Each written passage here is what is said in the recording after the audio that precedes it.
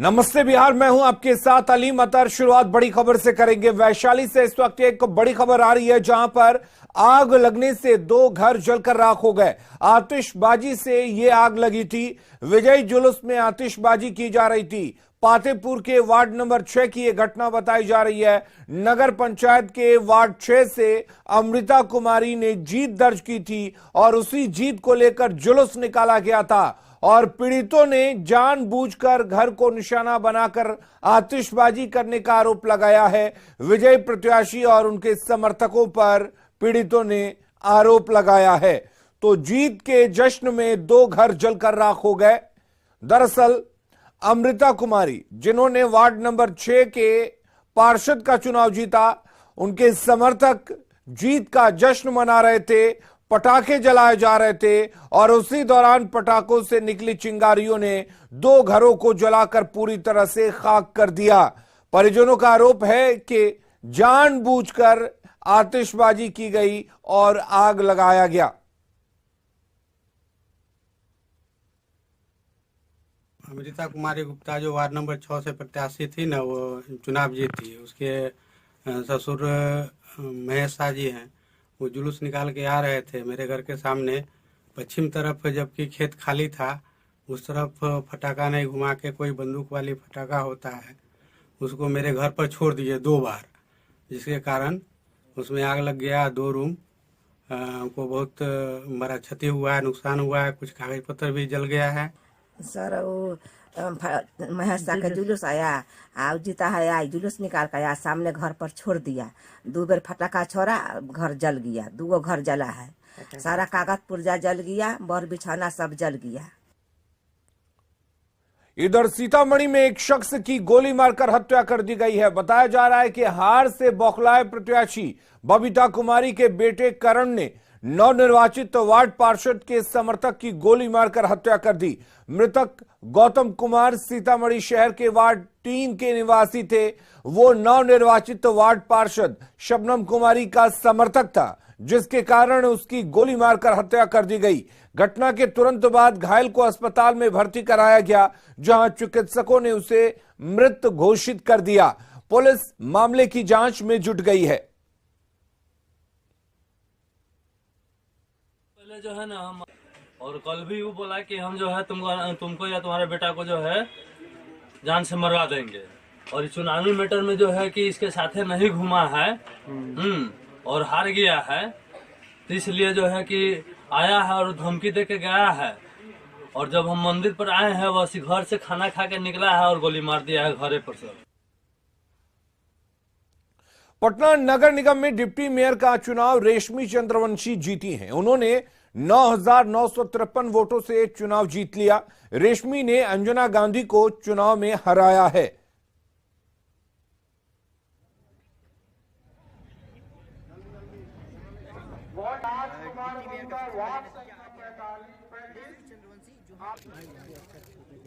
सारे लोगों का इंतजार जो था वो मेयर और डिप्टी मेयर को लेकर के, और सबसे पहले जो नतीजे आए हैं वो डिप्टी मेयर को लेकर के, और डिप्टी मेयर के रूप में यहाँ पे जो रेशमी है उन्होंने जीत हासिल की है। और सबसे खास बात यह है कि इस बार पहली बार पटना नगर निगम में जनता ने सीधे चुना है।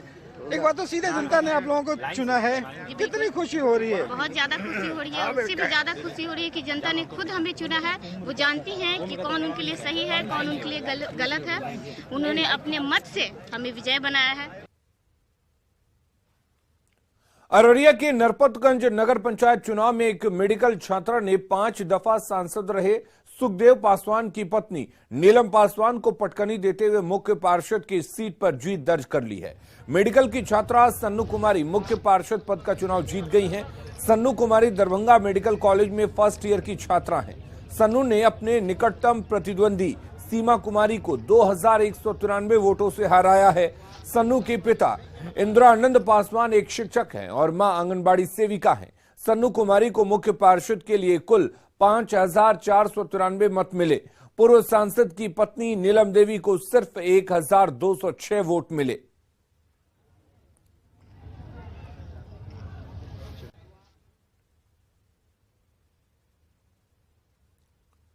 मुंगेर के बरियारपुर में 2 दिन पहले हुए अपहरण कांड का पुलिस ने खुलासा कर दिया है। पुलिस ने इस कांड में शामिल 8 आरोपियों को गिरफ्तार किया है। एसपी के अनुसार मृतक अजीत जोगी नौकरी के नाम पर ठगी करता था। इसी क्रम में उसने खगड़िया से प्रमोद महतो से मोटी रकम ली थी और वापस नहीं कर रहा था, जिसके बाद प्रमोद महतो ने अजीत की सुपारी अपराधियों को दी। अजीत जोगी का पहले अपहरण हुआ और फिर गला घोंटकर मार दिया गया। अपहरणकर्ताओं ने मारने का वीडियो भी बनाया था। बता दें कि अजीत योगी पूर्व जिला पार्षद इंदू देवी का पति था। 8 लोगों की गिरफ्तारी हुआ है, ड्राइवर को इंक्लूडिंग है। इसमें एक मास्टरमाइंड जो प्रमोद महतो जी, उन्होंने ही सुपारी दिया था और पैसा के लेन देन के विषय में ये हत्या किया है। सर, हत्या किया गया है। देश की 7वीं और पूर्वी भारत की पहली वंदे भारत एक्सप्रेस ट्रेन का किशनगंज स्टेशन पर जोरदार स्वागत किया गया। सैकड़ों की संख्या में लोग वंदे भारत एक्सप्रेस ट्रेन का स्वागत करने पहुंचे थे। वंदे भारत एक्सप्रेस ट्रेन के साथ लोगों ने सेल्फी भी ली। लोगों ने भारत माता जय के नारे भी लगाए। वंदे भारत एक्सप्रेस ट्रेन को शुक्रवार पीएम मोदी ने हरी झंडी दिखाई थी। ये ट्रेन हावड़ा से चलकर बारसोई किशनगंज होते हुए न्यू जलपाईगुड़ी तक जाएगी। ट्रेन की सौगात को लेकर लोगों ने पीएम मोदी को धन्यवाद भी दिया है।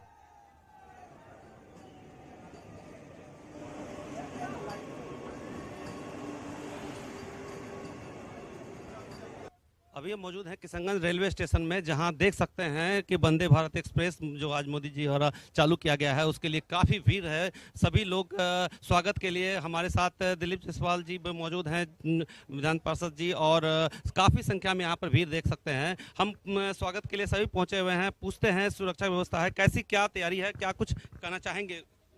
देखिए, प्रधानमंत्री नरेंद्र मोदी जी के सरकार में जिस तरह से रेलवे का विकास हुआ और वंदे भारत ऐसा ट्रेन की शुरुआत आज इस सीमांचल के सुदूरवर्ती क्षेत्र में हुआ है, तो अपने आप में पूरे देश में जो विकास का ये है प्रयास है प्रधानमंत्री जी का, वो सफल होता नजर आ रहा है। और आज एनजेपी और हावड़ा के बीच जो वंदे भारत ट्रेन दी गई है, पहले ज़माने में हमें याद है कि पटना तक जाने में भी करीब 12 घंटे 14 घंटे लगते थे, और यहाँ से हावड़ा की भी दूरी 11 घंटे और 12 घंटे का ट्रेन का सफ़र है। नाइट जर्नी लोगों को करना पड़ता है, और वहीं पर इस तरह का सेमी सुपरफास्ट ट्रेन इस रूट को मिला है, तो यहाँ के लोगों को इससे बहुत सुविधा होगा। क्या लगता है, काफ़ी भीड़ जुटी है, सभी में उत्साह है, आप लोग काफ़ी उत्साहित भी, लोगों के लिए क्या संदेश देना चाहेंगे? सभी लोगों में उत्साह है कि इस रूट में कम से कम इस तरह की ट्रेन आई है, लेकिन किशनगंज वासियों की ये इच्छा है कि वंदे भारत किशनगंज स्टेशन पर रुके, और निश्चित रूप से हम रेल मंत्री से बात करेंगे, कोई स्टॉपेज हो इसकी चिंता की जाएगी। तो ये थे हमारे साथ विधान पार्षद साहब, जिन्होंने बताया कि काफ़ी उत्साह है लोगों में। आप देख सकते हैं चारों तरफ कितनी भीड़ जुटी है और काफ़ी लोग उत्साहित हैं ट्रेन को लेकर, और आगे भी कोशिश करेंगे। विधान पार्षद जी का भी कहना है कि इसको इनके ठहराव को लेकर जो चिंता है लोगों को, उसके लिए भी रेलवे मंत्रालय से बात की जाएगी और वो हम जल्द से जल्द पूरा करने की कोशिश की जाएगी। आशीष सिन्हा, न्यूज 18 किशनगंज। पूर्व मुख्यमंत्री जीतन राम मांझी ने एक बार फिर शराबबंदी में ढील देने की मांग की है। जीतन राम मांझी ने इस बार ये बात तब कही जब सीएम नीतीश कुमार के साथ कई मंत्री उनकी लिट्टी पार्टी में पहुंचे थे। कभी थोड़ी थोड़ी पीने की छूट देने की मांग करने वाले जीतन राम मांझी ने इस बार गुजरात मॉडल का हवाला दिया है। मांझी ने कहा है कि जिस तरह गुजरात में परमिट के साथ शराब मिलती है, उसी तरह बिहार में भी परमिट के साथ शराब मिलनी चाहिए। समीक्षा की बात हम कहा करते हैं, समीक्षा हो, जैसे आज गुजरात मॉडल है ना, गुजरात में भी तो है शराबबंदी, तो वहाँ इस प्रकार की बातें तो नहीं हो पा रही है। सब जगह लिमिट है, कहीं ज़रूरत है तो उसको शराब मिल जाता है बाज़ाब्ता परमिट के साथ। तो उसी तरह से यहाँ भी हो, और ऐसे करने में होता है कि लोग आनंद फानन में शराब बनाता है, अब विषैली शराब बन जाती है जिससे लोग पी करके मर जाता है। अगर चाह रहे कि परमिट के साथ यहाँ मिले, हाँ परमिट के साथ हो, जिससे गुजरात मॉडल, हाँ गुजरात मॉडल में जैसे चलता है उस तरह से शुरू करें। और जीतनराम मांझी के बयान पर बीजेपी ने चुटकी ली है। वहीं कांग्रेस ने कहा है कि शराबबंदी मतलब शराब बंद। श्री जीतनराम मांझी जो महागठबंधन के सदस्य हैं, उन्होंने भी आज कहा कि गुजरात मॉडल शराबबंदी बिहार में लागू हो। उन्होंने भी गुजरात के मॉडल को मानते हैं, लेकिन माननीय मुख्यमंत्री जी अपने जिद्दी स्वभाव के चलते जनता का हित नहीं, उनका खुद का हित जिसमें हो उसमें वो चलते हैं। जीतनराम मांझी जी की क्या मांग है, ये उनकी अपनी मांग है, सरकार से वो जाने। कौन सा मॉडल है शराबबंदी का? शराबबंदी का एक ही मॉडल है, शराब बंद। इसके अलावा कोई मॉडल होता है बंदी का? क्या मतलब शराब पीते भी रहे, शराब बेचते भी रहे और शराबबंदी का मॉडल भी कहते रहे? ये संभव नहीं है। शराबबंदी का मतलब है शराबबंदी। एक तरफ पुलिस और आबकारी विभाग अवैध शराब के अड्डों पर छापेमारी कर रहा है, दूसरी ओर शराब से मौत की घटनाएं थमने का नाम नहीं ले रही हैं।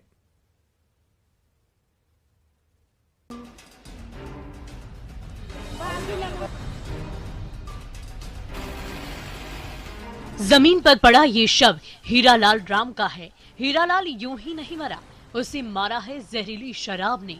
ये हम नहीं कह रहे, ऐसा कहना है हीरालाल के घर वालों का। शराब पीने से मौत हो गई। कहाँ मिली थी शराब? यही गांव में मिली थी, पिपरा धिरोली में। यहाँ शराब बनती है, बिकती है? शराब यहाँ बहुत भारी मात्रा में बनती है। कैसे आपको जानकारी मिली? कब पिए थे शराब? प्रतिदिन लोग यहाँ पर पीता है, तो जानकारी इसमें का लेने की बात है। बगहा के लौकरिया थाना क्षेत्र के पीपरा धिरौली का रहने वाला था हीरालाल राम। घर वालों की माने तो गांव में सरेआम शराब बिकती है। हीरालाल ने भी वही शराब पी थी, जिसके बाद उसकी तबीयत बिगड़ने लगी। घर वाले इलाज के लिए अस्पताल लेकर भागे, लेकिन उसकी जान बच ना सकी। हीरालाल की मौत का असली सच क्या है, ये तो जांच के बाद ही पता चलेगा। लेकिन ये जरूर एक कड़वा सच है कि शराबबंदी के बावजूद बिहार में जहरीली शराब से मौत का सिलसिला बदस्तूर जारी है। क्यों नहीं थम रहा शराब से मौत का सिलसिला, उसको समझने के लिए ये कुछ तस्वीरें देख लीजिए। शराब के खिलाफ अभियान लखीसराय, मधुबनी और वैशाली जिले में चलाई गई और इन तीनों जगहों पर अवैध देसी शराब की बड़ी बड़ी खेप पकड़ी गई। लखीसराय में पुलिस ने नीमा गांव के बाहरी इलाके में छापेमारी की और 2000 लीटर से ज्यादा जावा महुआ और देसी शराब को नष्ट किया। साथ में शराब के एक धंधेबाज को गिरफ्तार भी किया। मधुबनी में भी नए साल के पहले पुलिस ने शराब तस्करों का मंसूबा विफल कर दिया।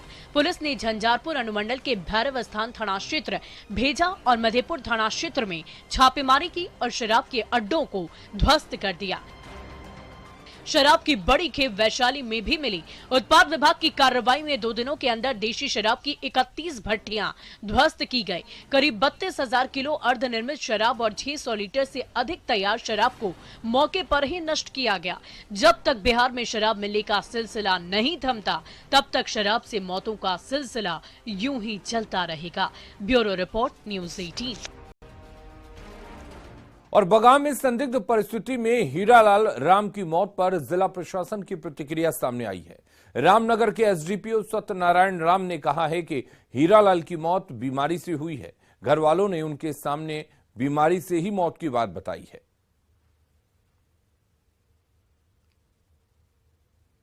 बयान लिया गया, उसकी वीडियोग्राफी भी की गई, उसकी पत्नी का भी बयान लेकर वीडियोग्राफी किया गया है। उन लोगों के द्वारा बताया गया कि पहले से बीमार थे, कल सुबह में ज़्यादा तबीयत खराब हुई थी, स्थानीय स्तर पर इलाज हुई थी और इलाज के लिए बगहा मंडलीय अस्पताल ले जा रहे थे। शाम में करीब 7:30 बजे करीब रास्ते में उसकी मृत्यु हो गई थी। और सवाल उठ रहे हैं कि सुबह में शराब और शाम को बीमारी का दावा क्यों किया जा रहा है? जल्दबाजी में शव का अंतिम संस्कार आखिर क्यों किया गया है? सवाल यह भी है कि क्या पुलिस के दबाव में घर वालों ने अपना बयान बदला है?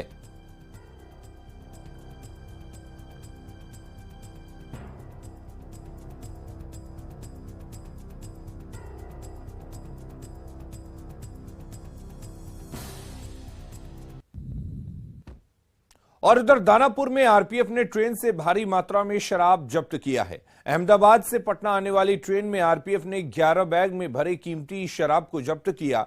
वहीं 4 तस्करों को भी पकड़ा है। शराब तस्कर नए साल में शराब खपाने के लिए दूसरे राज्य से शराब लेकर आ रहे थे। दानापुर से ज्यादा जानकारी दे रहे हैं संवाददाता अमरजीत शर्मा।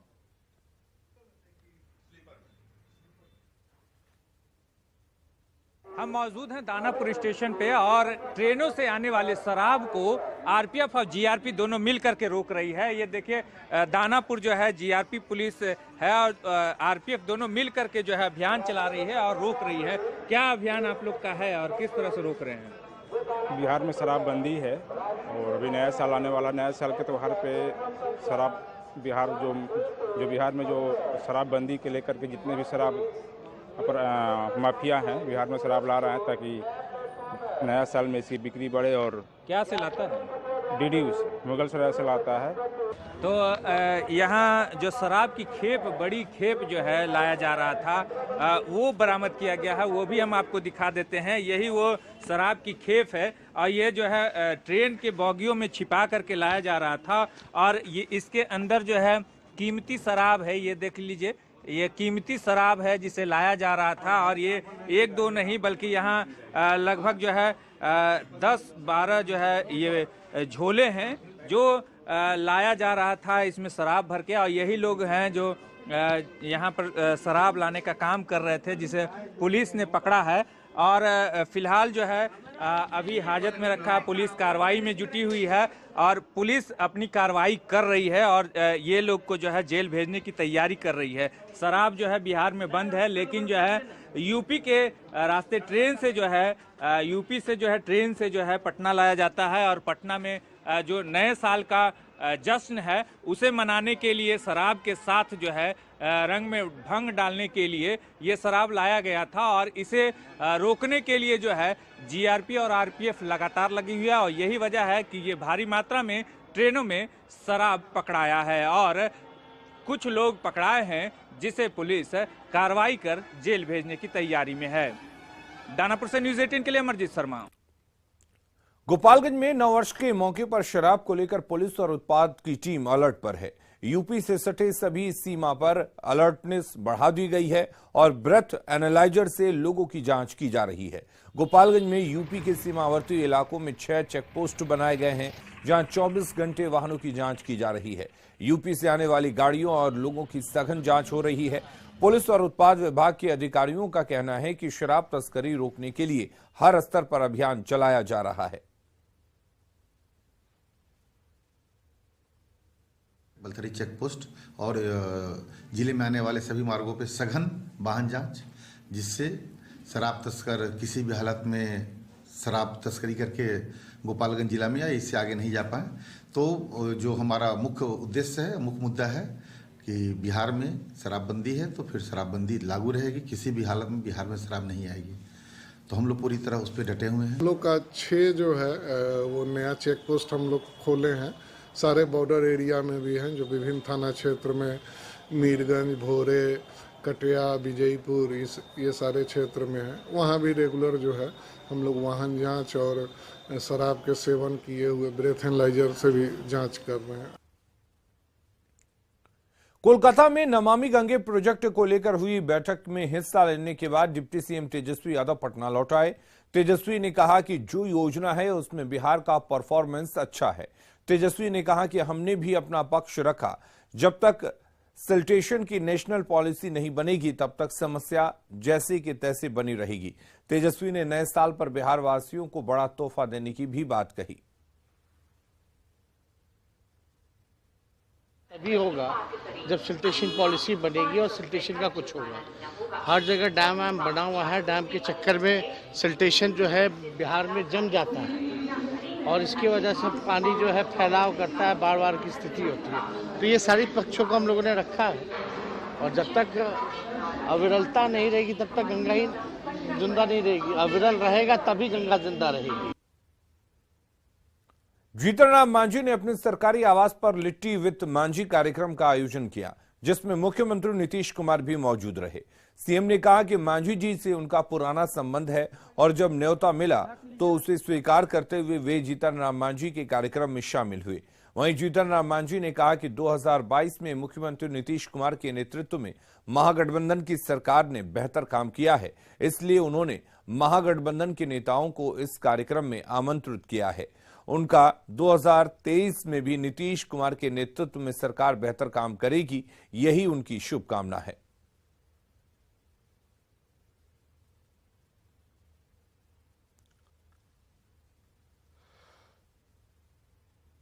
पुराना संबंध है और इन्होंने ही कल हमको कहा था, हमको जरूर आ जाएंगे। आ गए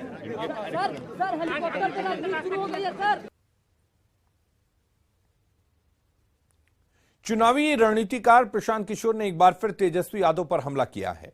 प्रशांत किशोर ने कहा कि लालू जी को इस बात की चिंता है कि उनका बेटा मुख्यमंत्री कब बनेगा। जब इतना कुछ मिलने के बाद भी लालू जी को अपने बच्चों की चिंता है, तो आप लोगों को क्यों अपने बेटों की चिंता नहीं है? क्यों जाति धर्म के नाम पर वैसे लोगों पर बार बार भरोसा कर रहे हैं जिनसे बिहार नहीं संभलता? अभी कहने सड़क खराब बा, तो सड़क खराब तो सड़क के मंत्री के बात तेजस्वी यादव। अस्पताल नहीं के तो स्वास्थ्य मंत्री के बात तेजस्वी यादव।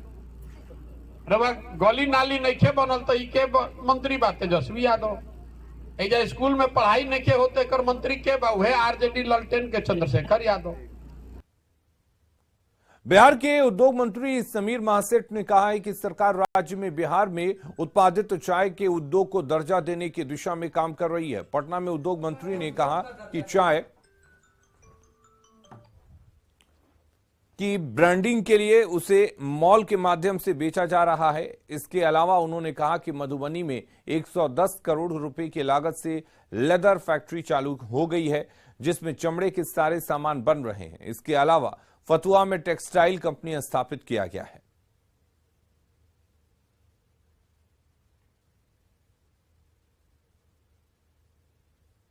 हमारा बिहार का नेम ब्रांड सब चीज हो, मॉल में ही है, अभी तक नहीं था तो मॉल में भी चाय का कि नहीं, अब प्रोडक्शन यहाँ बिकेगा, सब चीज। अब धीरे धीरे बिहार की चाय उसकी ब्रांडिंग होगी, आप लोग उसको देखेंगे और जब चाय पिएंगे तो बिहार का चाय सबसे ज्यादा एक दिन बिकने लगेगा, तब आपको लगेगा कि कैसे ये ब्रांडिंग हुआ है। मधुबनी में 110 करोड़ रुपए की लागत से लेदर की फैक्ट्री पे काम चालू, लेदर प्रोडक्ट्स की फैक्ट्री पे काम चालू हुआ है, जो अपने पूरी तरह से एक्सपोर्ट ओरिएंटेड यूनिट होगी और उसमें लेदर का सारा सामान बनके एक्सपोर्ट होगा। क्या पूर्णिया और सीमांचल मवेशी तस्करी का अड्डा बन गया है? यह सवाल इसलिए उठ रहा है क्योंकि आए दिन इस इलाके में मवेशियों की बड़ी खेप पकड़ी जाती है। ताजा मामला बायसी थाना क्षेत्र का है। बायसी थाना और हिंदू संगठनों की मदद से एक ट्रक मवेशी पकड़ा गया। ट्रक में बेरहमी से 53 गायों को लादा गया था, जिन्हें बंगाल लेकर जाया जा रहा था। कुहासे का फायदा उठाकर तस्कर और ट्रक का ड्राइवर फरार हो गए। हम लोगों का एक गुप्त टीम ने रात के 12 बजे इस ट्रक को पकड़ा और हम लोग अभी आए हुए हैं। पकड़ने के बाद हम लोग यहाँ पे आए हुए हैं। गाय जो है बहुत ही खराब स्थिति है। नए साल के जश्न के लिए हिमालयन रीजन का एकमात्र बायोडायवर्सिटी पार्क तैयार है। यह पार्क 60 एकड़ में फैला हुआ है। जो लोग प्रकृति की गोद में नए साल का स्वागत करना चाहते हैं, उनके लिए अररिया का बायोडायवर्सिटी पार्क बिल्कुल मुफीद जगह है। इस बार अनुमान है कि करीब 70,000 लोग नए साल के पहले दिन यहां पहुंचेंगे। आसपास के जिलों के लोगों का पहुंचना भी शुरू हो गया है।